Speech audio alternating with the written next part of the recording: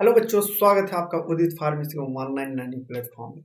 हम लोग MCQ series for जो जीकम्स एंट्रेंस के लिए 500 प्लस टारगेट एमसीक्यू को लेके चल रहे हैं, जो कि आपको फाइनल 2024 के लिए लेके चल रहे हैं। मिशंस मेनली कि 2024 में आपके जो पॉसिबल जितने भी हम लोग कवर कर रहे हैं, मतलब सिर्फ एमसीक्यू केमिस्ट्री में 500 लेके चल रहे हैं। उनमें से लेक्चर्स में हम आज जानेंगे, थोड़ा सा थ्योरी भी पढ़ेंगे और थोड़ा सा आपका एमसीक्यू भी पढ़ेंगे। देखो, अगर आप थ्योरी पढ़े रहते हो तो आप इजीली से एमसीक्यू कर सकते हो। अगर मान लीजिए सिर्फ एमसीक्यू एमसीक्यू करोगे तो कहीं ना कहीं अगर मान लीजिए घुमा के पूछ ले तो आप क्या कंफ्यूजन हो जाओगे। एमसीक्यू और थ्योरी अगर दोनों पढ़ोगे तो पूरा क्लियर हो जाएगा।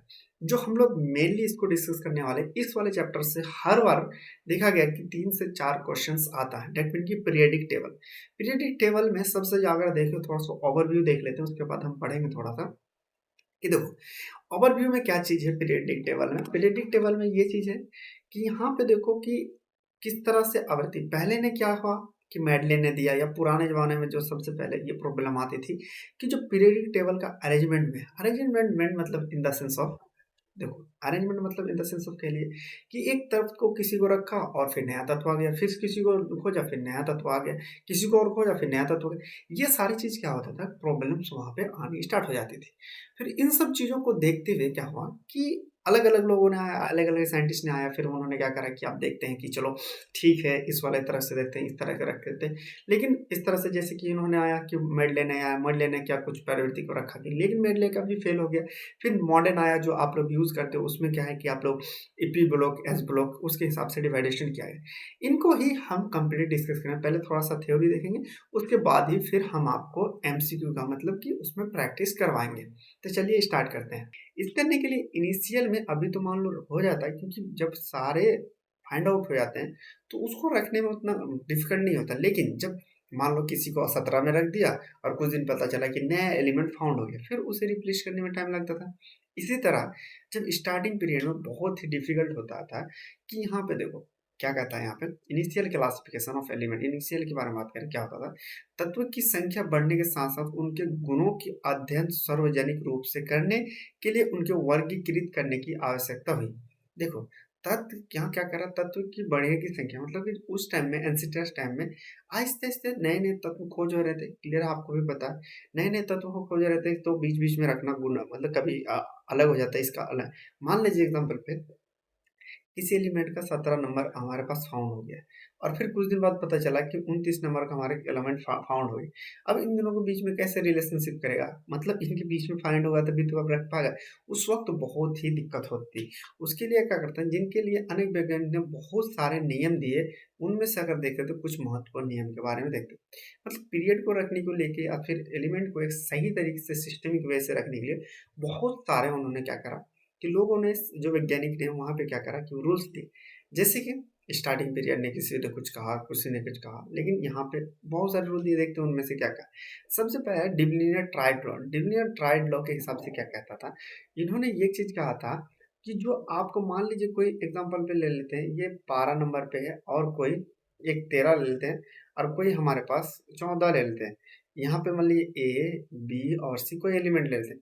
इनका कहने का मतलब ये था कि इनका और इनका जोड़ के अगर मान लीजिए डिवाइड कर देंगे तो उसका आधा जो होगा वो आपका बीच का ही एलिमेंट का मात्रक होगा।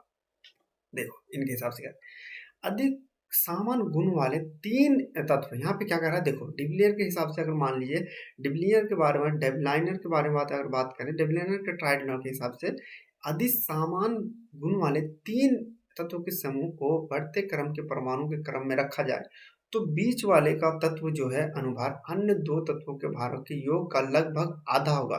सिंपल सी बात करें, डबल लाइनर के बारे में इस हिसाब से बात करें, ट्राइड लॉ के हिसाब से यही चीज कहा था कि इन दोनों को जोड़ के, इसका और इनका जोड़ कर इनका जो आधा के लगभग ही इनका आपका क्या भार होगा। सिंपल सी बात है, यहाँ से आपको याद रखना। चलिए अब आता है नेक्स्ट कि new land law of Octave. New land वहां पे डिविलियर ने क्या कहा कि दो को अगर सामान गुण वाले एलिमेंट को ले लें तो दोनों को जोड़ के जितना होगा उसको अगर मान लीजिए आधा कर देंगे तो वो आपका बीच का या तीसरा कह सकते हैं वो एलिमेंट का होगा। चलिए आप देखते हैं नेक्स्ट। अधिक तत्वों को बढ़ते बढ़ते यहाँ पे लिखो, अधिक तत्वों को बढ़ते परमाणु भार के क्रम में लिखा जाए।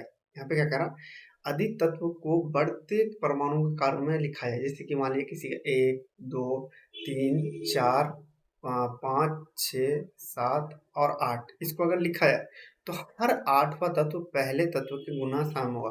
मतलब ये चीज कह रहा है, अगर मान लीजिए यहाँ से हम लिख दिए 1, 2, 3, ये हिसाब से न्यूलैंड्स लॉ के हिसाब से क्या कहता है कि अगर कोई एक इसके हिसाब से कोई हर 8वां तत्व क्या होगा कि समान गुण होगा। मतलब कि इसका जो गुण सेम है तो 8वें नंबर पे जो है वो पहले नंबर पे, यहाँ पे मान लीजिए ये इलेक्ट्रो पॉजिटिव है तो ये भी आपका इलेक्ट्रो पॉजिटिव निकलेगा। क्या इसका आपको 8वें नंबर पर किसके हिसाब से, न्यूटन ऑक्टम के रूल के हिसाब से। देखो यहाँ पे अब आहिस्ते आहिस्ते अगर हम धीरे और भी देखें, यहाँ पे क्लियर है न्यूलैंड के लॉ से क्या कहा इन्होंने इन्होंने ये चीज कहा कि हर 8वें जो तत्व है पहले गुण के हिसाब से मिलेंगे, जो पहला गुण होगा वही 8वें का गुण होगा। अब फिर धीरे धीरे और आए Mendeleev periodic law. Mendeleev periodic law ने क्या कहा, आवर्त सारणी में तत्वों की स्थिति के आधार पर उनके व्यवहार का अनुमान लगाया जा सकता है। रूसी वैज्ञानिक जो है रूसी, यहाँ पे देखो यहाँ पे इंपॉर्टेंट ये जाएगा कि ये लॉज ने किसने क्या कहा, ये चीज आपको याद रखना है। यहाँ पे न्यूटन्स ऑक्टेव लॉ ने क्या कहा था कि हर 8वें तत्व पहले तत्व के गुण से मतलब क्या कह सकते हैं सामान वाला मिलेगा। लेकिन मेंडलीफ ने प्रेडिक्टेबल नहीं, इन्होंने कहा के थे ये रूस के थे। ये चीज पूछ सकता है मेंडलीफ थे कहाँ के, मेंडलीफ आपको के बारे में बात कर कहाँ थे, ये रूस के थे। और कब ये 1800 मतलब कह लीजिए ईस्वी में, इतने ईस्वी में इन्होंने क्या आवर्ती नियम का पता लगाया, मतलब इन्होंने एक आवर्ती नियम दिया। उसके हिसाब से क्या कहा मेडलिफ के अनुसार, देखो यही स्टेटमेंट आपको याद रखना है, पूछ लेगा वहां पे। तत्व के भौतिक एवं रासायनिक गुण, यहाँ क्या है तत्व के भौतिक और रासायनिक गुण मतलब फिजिकल और केमिकल प्रॉपर्टी उनके परमाणु भारे के आवर्ती फलन के उतना होता है। मतलब कि यहाँ पे देखो, यहाँ पे एक चीज समझो कि इन्होंने क्या कहा, किसी भी तत्व का जो केमिकल और फिजिकल जो गुण होता है वो तत्व के परमाणु भारों के आवर्ती फलन के हिसाब से होता है। किसके समान होता है, उनके आवर्ती फलन के हिसाब से होता है। रिपीट करना, इन दोनों लॉ ने क्या था, इन्होंने एक चीज कहा था जो न्यूलैंड्स ने कि हर 8वें तत्व पहले के जैसा गुण होता है। लेकिन मेंडलिफ ने क्या कहा, उस तत्व के जो गुण होता है रोसी के रासायनिक जो गुण होता है उनके परमाणु भारों के आवर्ती फलन पे डिपेंड करता है। चलिए नेक्स्ट।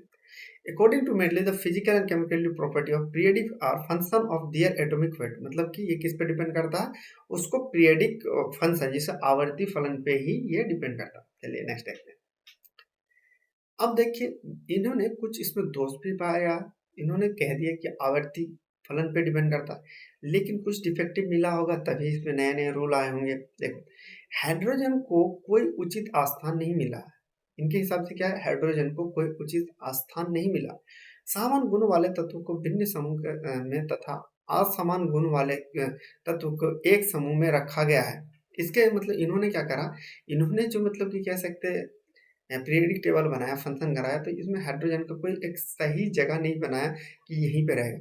फिर इन्होंने क्या कहते हैं कि इन्होंने दूसरा गलती किया, विभिन्न समूह तथा असमान गुण वाले तत्वों को एक ही समूह में रख दिया। मतलब कि इन्होंने क्या करा कि अलग अलग जो गुण वाले हैं उसको भी एक ही समान में रख दिया। दुर्लभ मुर्दा तथा कि स्थानिक में कोई स्थान नहीं किया। अब देखिए कम परमाणु वाले भार के वाले तत्वों को अधिक परमाणु भार वाले के तत्व के बाद में रख दिया।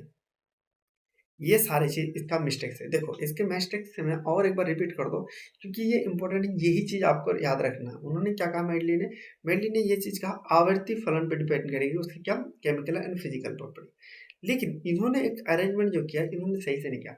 इन्होंने क्या ना कि हाइड्रोजन पे उचित पे रखा, दूसरा यहाँ के अलग असमान गुणों वाले तत्वों को एक ही समूह में रख दिया। अगर देखें दुर्बल मृदा तथा स्थानिक में कोई स्थान मतलब कि कोई स्थान नहीं दिया गया इन्होंने। प्लस यहाँ पे देखो कम भार वाले अधिक भार वाले तत्व को बाद रख दिया। इसका मतलब ये चीज है किसी का 14 है तो किसी का 18 है तो इसके बाद ही रख दिया इन्होंने, ये आपकी फेल होगी। अब ये जो पीरियडिक टेबल यहाँ पे देख रहे हैं ये कुछ इस तरह से आप देख सकते हैं पीरियडिक टेबल जो आज के जमाने आप यूज करते हैं। चलिए आप देखते हैं। अब आता है हमने तो पीरियडिक टेबल पहले तीनों ने दिया, तीनों ने पहले हमने देखा कि उन्होंने क्या कहा कि दोनों के बीच में तीसरा जितना भार आधा होगा। फिर मेडलिफ ने दूसरा आया, दूसरा ने एक चीज कहा कि हर 8वां समान होगा। फिर इसी ने क्या कहा आपका मेडलिफ ने कहा कि जो उसकी केमिकल और फ्लूइडिटी किस पे डिपेंड करेगी, पीरियडिक टेबल पे डिपेंड करेगी। लेकिन उन्होंने फेल हो गए। रीज़न क्या था, बहुत सारी चीज़ इसमें थ्रो की थी। अब यह आधुनिक मतलब मॉडर्न पीरियडिक लॉ के हिसाब से, मॉडर्न पीरियडिक लॉ के बारे में बात करें तो आधुनिक आवर्ती के हिसाब से इस तत्व के भौतिक एवं रासायनिक गुण उनके एटॉमिक नंबर और पीरियडिक फंक्शन होते हैं। मतलब कि इसमें इन्होंने क्या कहा, तत्व के भौतिक एवं रासायनिक गुण उनके एटॉमिक मतलब कह सकते हैं परमाणु क्रमांक नंबर और पीरियडिक फंक्शन के होते हैं। यह नियम तत्व के जैसे कि एग्जांपल में बारे परमाणु आकार संयोजकता धात्विक आधायिक गुण के आवृत्तिता को दर्शाती है। देखो इसके हिसाब से क्या कह रहा है कि पीरियडिक नया लॉ दिया, उनके हिसाब से कहा, उन्होंने सिर्फ क्या कहा था कि किस पे पीरियडिक फंक्शन पे डिपेंड करता, लेकिन नहीं, नए जो है सिर्फ पीरियडिक फंक्शन पे नहीं, परमाणु संख्या और उनके पीरियडिक फंक्शन दोनों पे डिपेंड करता है। जैसे इस नियम से जैसे कि परमाणु आकार संयोजकता धात्विक आध्यात्मिक को दर्शाता है, मतलब यही आपका उसका एटम का दर्शाता है, किसमें धात्विक और आध्यात्मिक को भी दर्शाता है। इसी तरह मजेदार तरीके से अगर आप पढ़ना चाहते हैं तो उदित फार्मेसी का ये कंटेंट आप ले सकते हैं, जो आपको ऐप पे मिल जाएगा, जो कि बिल्कुल डिटेल में है। सबसे पहले आपको रिकॉर्डेड क्लासेस मिल जाए। देखो रिकॉर्डेड क्लास में भी दो तरह के मिलते हैं इनमें। देखो पहला आपका क्या है कि पहले थ्योरी पढ़ाया जाता है, जैसे मैंने आपको थोड़ा सा थ्योरी पढ़ा दिया इसमें, कि थ्योरी पढ़ाया जाता है, मतलब कि थ्योरी थोड़ा सा होता है, उसके बाद फिर वहाँ पे मिलता है आपको कि जैसे आपको देखा होंगे कि मैंने पिछले लेक्चर में देखा होगा कि आप थोड़ा थ्योरी पढ़ाते हैं, उसके बाद फिर एमसीक्यू को डिस्कस होता है। एमसीक्यू मतलब इन द सेंस ऑफ कह लीजिए कि उसका जो है पहले थ्योरी में जो पॉसिबल्स एमसीक्यू उनको डिस्कस किया जाता, फिर आपको ई पीडीएफ नोट्स मिलता है। ई पीडीएफ नोट्स कह लीजिए मतलब कि आपका जो नोट्स एक समरी टाइप का बना के जाता है, जो आपको कम टाइम में अच्छा हेल्प कर सकता है। फिर आपको टॉपिक बाय एमसीक्यू टेस्ट लिया जाता है। देखो टॉपिक बाय एमसीक्यू टेस्ट से ये बेनिफिट होता है कि उस टॉपिक से जो आपका पॉसिबल क्वेश्चंस होते हैं जो एमसीक्यू उसका आपका क्लियर हो जाता है। थ्योरी क्या करता है आपको कि कोई भी एमसीक्यू इजीली से आप कर सकते हैं, उसमें हेल्प करता है, लेकिन आपका जो टॉपिक बाय आता है या टॉपिक बाय हम क्या करते हैं एमसीक्यू जो करते हैं प्रैक्टिस, उसमें क्या होता है टाइम आपको बचाता है। तो इंपॉर्टेंट फैक्टर क्या होता है आपको टाइम, टाइम मैनेजमेंट। अगर मान लो एग्जांपल में 100 क्वेश्चन में आपने क्या करा 2 घंटे का अगर पूछता है तो आप क्या करते हैं कि उस 105 नंबर पे मतलब 20 क्वेश्चन में ही पूरा सारा का सारा आपको 2 घंटे बर्बाद कर देते हैं।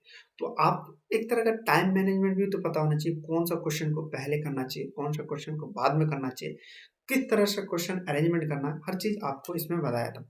फिर मिलता है आपको model paper practice. Model paper practice क्या होता है, मॉडल पेपर प्रैक्टिस एक चीज़ होता है कि जो भी आपको पढ़ाया जाता है या फिर उस पिछले साल में जो पूछा गया उनके हिसाब से जो क्वेश्चन पॉसिबिलिटी होता है उनको आपको बताया जाता है, उनके हिसाब से पेपर बनाया जाता है, फिर आपको बताया जाता है। और फिर आपको प्रीवियस पेपर प्रैक्टिस किया जाता है, जो पिछले साल पूछा गया किस तरह का पूछा था, फिर proper time management in the sense of कि कौन सा क्वेश्चन कब करना कैसे करना सब कुछ बताया था। देखो इन सब चीज करने के बाद भी अगर कुछ समझ में नहीं आया तो आपको मिलता है लाइव क्लास। लाइव क्लासेस मिलता है, और लाइव क्लासेस में आपको कोई भी क्वेरी हो जो आप इनमें से समझ में नहीं आया, कुछ दिक्कत है या फिर कोई टॉपिक वाइज समझ में नहीं आया, रिकॉर्डेड क्लासेस में आपको समझ में नहीं आया, तो आपको लाइव क्लासेस मिलता है, उससे आप कोई भी क्वेश्चन पूछ सकते हो उससे रिलेटेड, जो आपको क्लियर कराया जाता है। इसके लिए आप क्या कर सकते हैं कि आप प्ले स्टोर पर गूगल में अगर है तो गूगल में आपको पता ही है कि आपका फ़ोन में एंड्रॉइड में प्ले स्टोर होता है, उसमें जाएंगे आप उदित फार्मेसी सर्च मारेंगे, फिर इस तरह का डाउनलोड आपको दिख जाएगा, मतलब इस तरह का ऐप दिख जाएगा, उसको आप डाउनलोडिंग करेंगे। फिर आप अपना डिटेल भरना, नाम और ईमेल आईडी या फिर फ़ोन नंबर आप भर सकते हैं, आप स्टार्ट कर सकते हैं। उसके बाद फिर यहाँ पे स्टोर पे क्लिक करेंगे। स्टोर पे क्लिक करने के बाद आपको यहाँ पे दिख जाएगा, इस वाले सरणी में आपको क्या है एंट्रेंस एग्जाम का कोर्स दिख जाए, उस कोर्स पे आप क्लिक करेंगे और फिर वहाँ पे कोई भी डिटेल में अगर कोई भी दिक्कत होती है पेमेंट से रिलेटेड, जो आपको 8 बजे से सुबह के शाम बजे तक आप उससे कांटेक्ट कर सकते हैं, वो आपको लाइव सपोर्ट मिल जाएगा। तो आप वहाँ जाकर अगर पढ़ेंगे ऐप में तो बहुत सारे डिटेल में है, क्वेश्चन प्रैक्टिस है, वहाँ पे आप कर सकते हैं। चलिए आगे फिर हम जानते हैं और भी हम अपने टॉपिक्स को डिस्कस करते हैं और एमसीक्यू को हम देखते हैं। देखिए तत्व का पहला वर्गीकरण किसने किया था, लेथरमैन ने किया था, न्यूजीलैंड ने, मेडलिफ ने या डेगनर ने। तो यहाँ पे अगर बात करें तो मेडलिफ ने अगर पुराने मतलब 3rd नंबर पे आता, उन्होंने 3rd नंबर पे ये चीज करा था। फिर अगर हम देखें कि लेथरमेयर की न्यूजीलैंड ने क्या था सैंपल से आते, डेवेनियर ने यहाँ पे सबसे पहले क्लासिफिकेशन किया था, और इन्होंने एक चीज कहा था कि दो तत्वों को अगर मान लीजिए हम सेम कैटेगरी का उसको हम अगर जोड़ लेंगे कितना एटॉमिक होता तो उसको जो आधा होगा वो तीसरा एलिमेंट का भार होगा। सिंपल देखता हूँ नेक्स्ट। तत्व के वर्गीकरण से संबंध में ट्रिक नियम का मतलब प्रतिपादन किसने किया था? ट्राइड लॉ के किसने दिया था? इन्होंने बात करें। डेविलियन ने ही कहा था इस चीज़ का, ट्राइड लॉ डेविलियन ने ही दिया था। मेडलिफ ने तो पूरा डिस्ट्रीब्यूशन ने किया था, न्यूजीलैंड ने भी किया था और लेथरमैन ने भी किया था। लेकिन यहाँ पे अगर बात करें तो डेविलियन ने ही 3 तत्वों को लेके उन्होंने कि दिया था कि अगर मान लीजिए 3 तत्व है, 3 में से अगर हम एक काम करते हैं कि किसी 2 का अगर मान लीजिए हम ये करेंगे, जोड़ेंगे तो उसका अगर आधा कर देंगे तो तीसरा का परमाणु होगा। ये किसने कहा था? डेविलियन ने कहा था। आंसर क्या होगा आपका? डेविलियन आता है। इसे ट्राइड लॉ नियम, इसको देखो डेविलियन का एक चीज पूछ सकता है कि डेविलियन ने कौन सा लॉ दिया था, तो वो आपको आएगा क्या चीज? ट्रेड मतलब ट्राइड नियम दिया था इन्होंने। चलिए नहीं सकते तत्व के वर्गीकरण से संबंध में आर्ट मतलब नियम मतलब कि किसने प्रतिपादित किया था? आर्ट नियम का मतलब पहले हम जानते हैं कि इस हिसाब से क्या था। इन्होंने एक चीज कहा था आठ नियम के हिसाब से, इसमें एक चीज कहा था 1 2 3 4 5 6 7 एकदम 8 तक। उन्होंने कहा था कि एक का जो प्रॉपर्टी है वो हर 8वां एटम का सेम प्रॉपर्टी होगा, इस नियम के अनुसार कहा था। डेविनियर तो ट्राइड ने दिया था। न्यूजीलैंड ने यहाँ पे बात करें, मेडलिफ ने कुछ पूरा डिस्क्रिप्शन दिया था, तो यहाँ से बात करें तो न्यूजीलैंड ने ही यहाँ पे आपका दिया था। इन्होंने क्या कहा था? इन्होंने ही ऑक्टेव नियम का प्रतिपादन किया। तत्व के वर्गीकरण के संबंध में आटक मतलब नियम का प्रतिपादन किसने किया था? आपका नीदरलैंड ने किया था। चलिए देखते हैं। तत्व को बढ़ते क्रम मतलब बढ़ते परमाणु, तत्व के बढ़ते परमाणु भारों के क्रम में लिखा जाए तो 8वां तत्व अपने पहले तत्व के समान गुण वाला होता है। यह नियम किसने दिया था? सेम क्वेश्चन देखो, मतलब इन्होंने क्या करा और भी एक डीपली करके घुमा के पूछ लिया। ये पूरा थ्योरी से, थ्योरी आपका क्लियर होगा तभी आप अच्छे से एमसीक्यू कर सकते हैं। देखो ये क्या कहता है कि तत्व के बढ़ते क्रम में भारों की यहाँ पे देखें कि भारों के क्रम में लिखा जाए तो 8वां तत्व, तो इन्होंने एक चीज कहा था 8वां हर जो तत्व होगा वो एक का जैसा यहाँ पे बिहेव करेगा। मेडलिफ का आवर्ती नियम ने कहा था नहीं। डेविलियन ने तो ये त्रिनाम दिया था। ड्यूनोवा के प्रयास में तो यहाँ पे सिंपल सी बात है। यहाँ पे देखो न्यूजीलैंड का 8 नियम है, तो सिंपल सी क्या इसका आंसर होगा? न्यूजीलैंड का 8 नियम के यहाँ से दिया था। चलिए देखते हैं नेक्स्ट। तत्व के भौतिक और रासायनिक गुण उनके परमाणु भारों के आवर्ती फलन होते हैं, यह नियम किसने दिया था? यहाँ पे बात करें, देखो रदरफोर्ड ने तो कुछ और ही दिया था। रदरफोर्ड ने एक एक्सपेरिमेंट किया था गोल्ड पे। न्यूजीलैंड ने क्या क्या 8वां पे दिया था, मतलब कि हर 8वां। मेडलिफ और मेस्ले में बात करें तो यहाँ मेडलिफ ने ही यहाँ पे दिया था और इन्होंने ही कहा था तत्व के भौतिक और रासायनिक गुण उनके परमाणु भार के आवर्ती फलन होते हैं। यह नियम किसने दिया था आपको? ये मेडली ने दिया था। अब देखते हैं, मेडली के अनुसार तत्व के गुण आवर्ती फलन होते हैं। किसके फलन होते हैं? परमाणु के भार, परमाणु का आयतन, परमाणु की सांद्रता, ये तो नहीं होते। सिंपल सी बात करें तो परमाणु के जो भार होते हैं उनके होते हैं आवर्ती फलन। किसके हिसाब से? ये मेडली के हिसाब से। मेडली के हिसाब से क्या कहा? मेडली के अनुसार तत्व के गुण की आवर्ती के फलन होते हैं किसमें? परमाणु भार के। चलिए नेक्स्ट देखते हैं। किस वैज्ञानिक ने सर्वप्रथम आवर्ती सरणी का नियम दिया? किसने दिया था सबसे पहले? अगर बात करें तो यहाँ पे बात करें तो अगर तो मेडलिफ ने ही इन्होंने आवर्ती सरणी का दिया था। डाल्टन ने तो आपको एटॉमिक खोज दिया। रदरफोर्ड ने तो गोल्ड में तो एक्सपेरिमेंट किया था प्रोटॉन पे। मेस्ले ने किया था फिर अलग। तो यहाँ पे आएगा, अगर बात करें आवर्ती सरणी पे दिमाग कौन लाया था? मेडले ने ही दिमाग लाया था और इन्होंने ही दिया था। इसी तरह से और भी डिटेल में आपको पढ़ना है तो आप ऐप पे जा सकते हैं। ऐप में आप वहाँ पे डिटेल में आपको पढ़ाया गया है, आप प्ले स्टोर पे जाके ऐप को डाउनलोडिंग कर सकते हैं। मिलते हैं नेक्स्ट लेक्चर में, तब तक के लिए बाय बाय, टेक केयर।